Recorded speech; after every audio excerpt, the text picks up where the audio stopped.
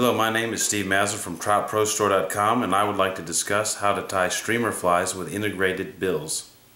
For many years, lures have been manufactured with a diving bill incorporated into the front of the lure to impart an erratic action during the retrieve.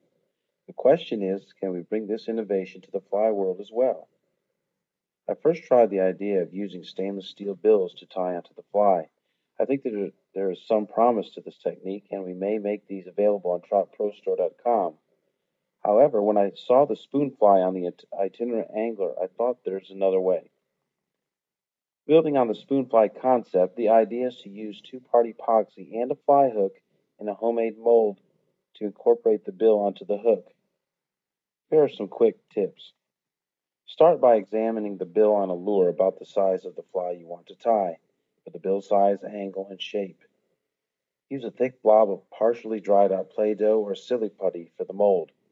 Silly putty seems to stick less to the epoxy. However, if you use silly putty, you will probably need more than one package of it.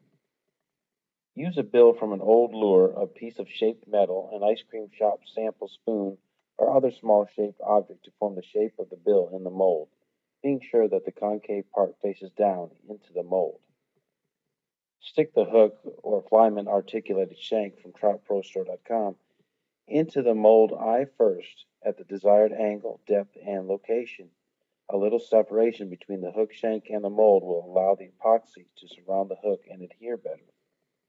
Mix up the two-part epoxy and, working quickly, fill the mold cavity. Note that you can add shredded pieces of flash material to the epoxy mix prior to filling the mold to add some sparkle. Allow the epoxy to set up for the manufacturer's instructions. Remove the fly hook and bill carefully from the mold, and carefully remove any additional Play-Doh or silly putty and trim any sprue from the hook and bill. You can even paint the bill at this point if you want.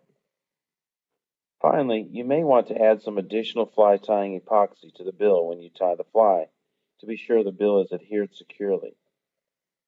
You can see from this underwater video of an articulated streamer fly with bill that the bill doesn't necessarily cause the fly to dive or wobble, but rather to act erratically. However, who knows what we can come up with by experimenting with bill size, fly buoyancy, weight, etc.